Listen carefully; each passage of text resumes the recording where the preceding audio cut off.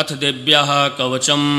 ओमस्तु श्रीचण्डीकवचस्य ब्रह्मा ऋषिः अनुष्टुप्छन्दः चामुण्डा देवता अङ्गन्यशो मातरो बीजं दिग्बन्धदेवता सत्त्वं श्रीजगदम्बापीत्यर्थे सप्तशती पाठाङ्गत्वेन पाठे विनियोगः।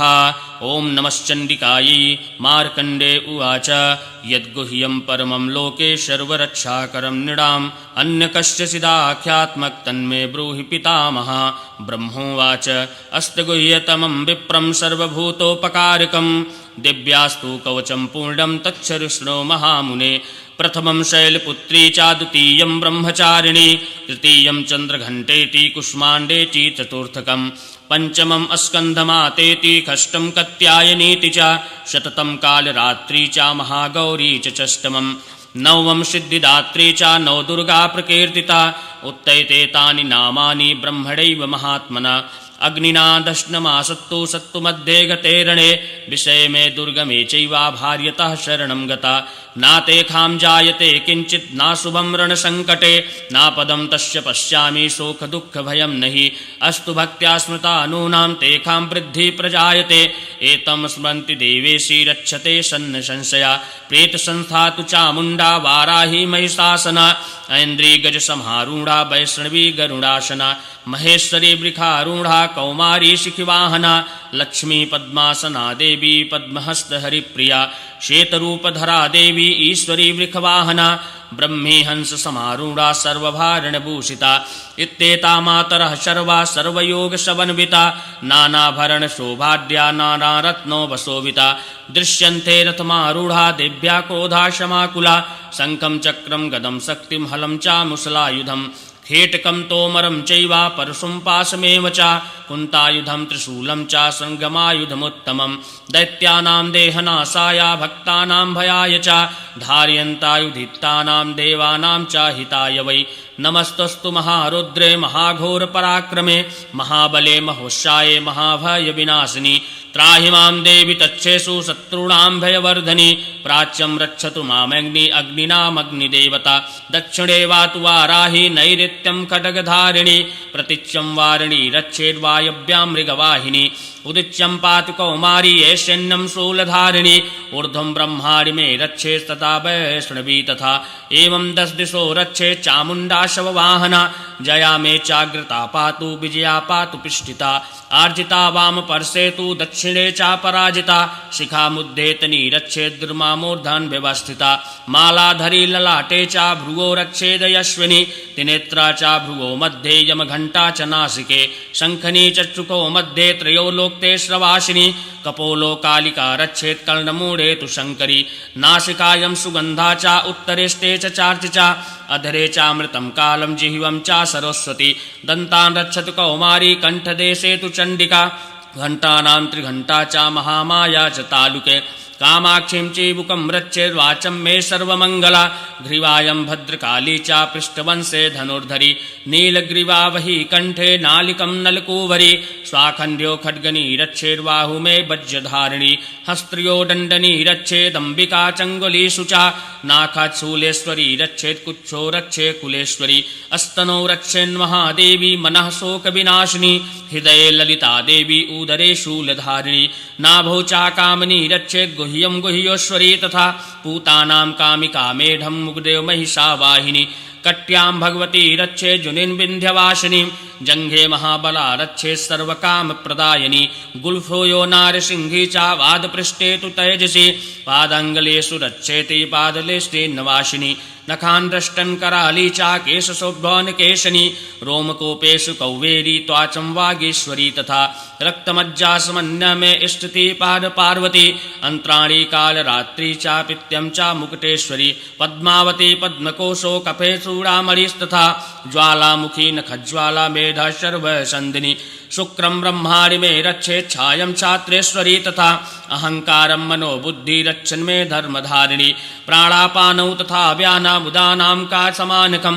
वज्रहस्ता च मे रक्षेत् प्राणं कल्याणशोभना रसे रूपे च गन्धे च सद्वेशस्य च योगिनी शक्तं रक्षास मे शैवा रक्षेन्नारायणी सदा आयु रक्षतु वाराही धर्मं रक्षतु वैष्णवी यश कीर्ति लक्ष्मीश्च धनं दर्शनं विद्या च चक्रिणी गोत्रमिन्द्राणि मे रक्षेत् वसून् मे रक्ष चण्डिके पुत्रान् रक्षेन् महालक्ष्मी भ्रय रक्षतु भैरवी पन्थानां सुपथा रक्षेन् रामार्गक्षेमग्रीस्तथा राजद्वारे महालक्ष्मी विजया सर्वस्य स्थिता रक्षहीनं तु यस्थानं वर्जितं कवचेन तु तत्सर्वं रक्ष मे देवी जयन्तीं पापनाशिनी पादमेकेन गच्छेतु यदि यच्छेत् महात्मना कवचेनामृतो नित्यं यत्र यत्रैव गच्छति तत्र तत्रार्थलाभस्या विजया सर्वकामिकः यं यं चिन्तते कं कं तं तं प्राप्नोति निश्चितम् पारमे मास्तूलं ता प्राशत्ये भूतले पुमान् निर्भयो जायते मर्त्या संग्रमे स्वपराजिता त्रैलोक्ये तु भवत्पूज्या कवचेनामृतः पुमान्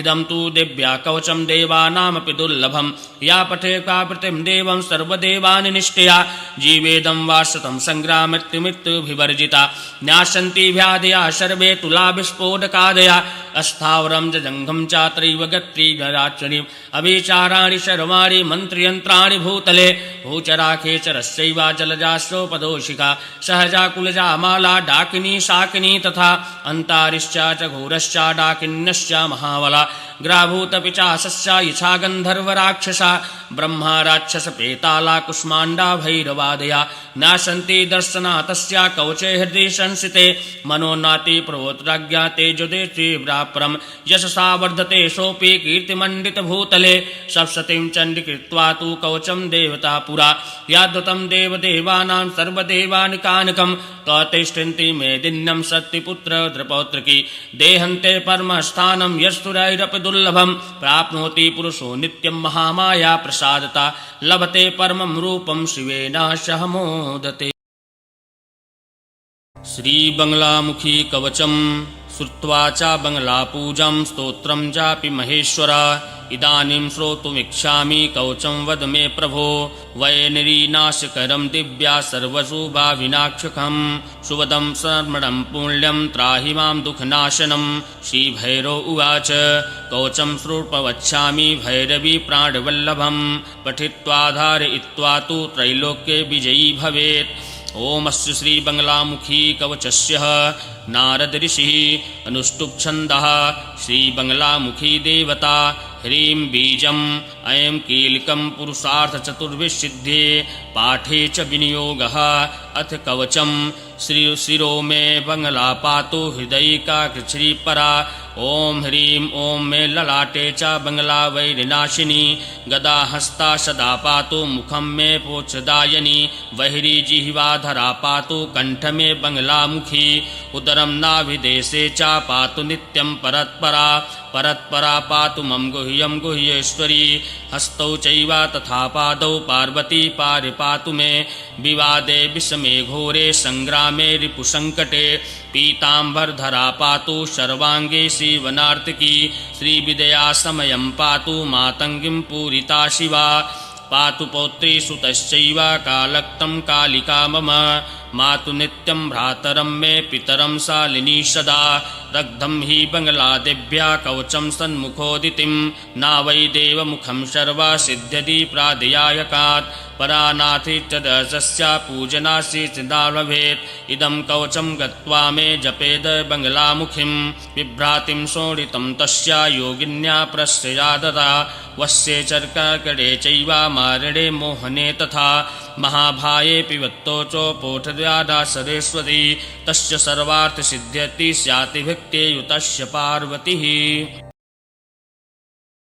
ॐ सहस्रारे महाचक्रे कर्पूरधवले गुरुः पातु मां बटुको देवो भैरवः सर्वकर्मसु पूर्वस्यामसिताङ्गो मां दिशि रक्षतु सर्वदा अग्नेयां चरुरुः पातु दक्षिणे चण्डभैरवः नैऋत्यां क्रोधनः पातु उन्मत्तः पातु पश्चिमे वायव्यां मां कपाली च नित्यं पायात् सुरेश्वरः भीषणो भैरवः पातु उत्तरस्यां तु सर्वदा संहारभैरवः पाय दीशान्यां च महेश्वरः ऊर्ध्वं पातु विधाता च पाताले नन्दको विभुः साध्यो जातस्तु मां पायात् सर्वतो देवसेवितः रामदेवो वनान्ते च वने घोरस्थतावतु जले तत्पुरुषः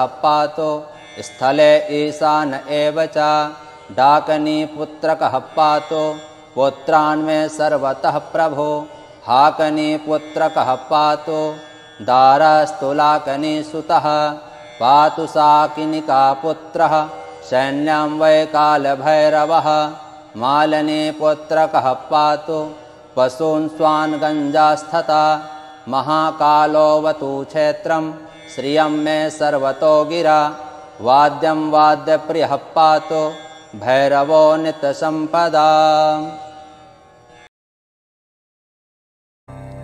ॐ अस्य श्रीलक्ष्मी नृसिंहकवच महामन्त्रस्य ब्रह्मा ऋषिः अनुष्टुप् छन्दः श्रीनृसिंहो देवता। ॐ क्षौं बीजं ॐ रौं शक्तिः ॐ ऐं क्लीं कीलकं मम सर्वरोग शत्रुचौर पन्नग व्याघ्र वृश्चिक भूत प्रेत पिशाच डाकनी शाकनी यंत्र मंत्रादि सर्वविघ्न निवारणार्थे श्री नृसिंह कवच महामंत्र जपे विनियोगः।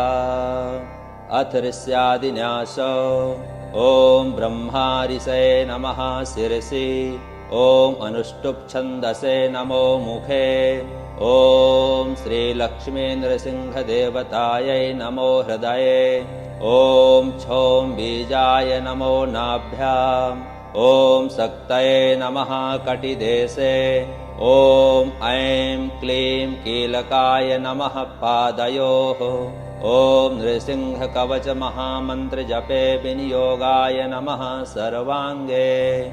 अथ करन्यास ओम क्षौं अंगुष्ठाभ्यां नमः ओम प्रौं तर्जनीभ्यां नमः ओम ह्रौं मध्यमाभ्यां नमः ओम रौं अनामिकाभ्यां नमः ओम ब्रौं कनिष्ठिकाभ्यां नमः ओम जौं करतलपृष्ठाभ्यां नमः।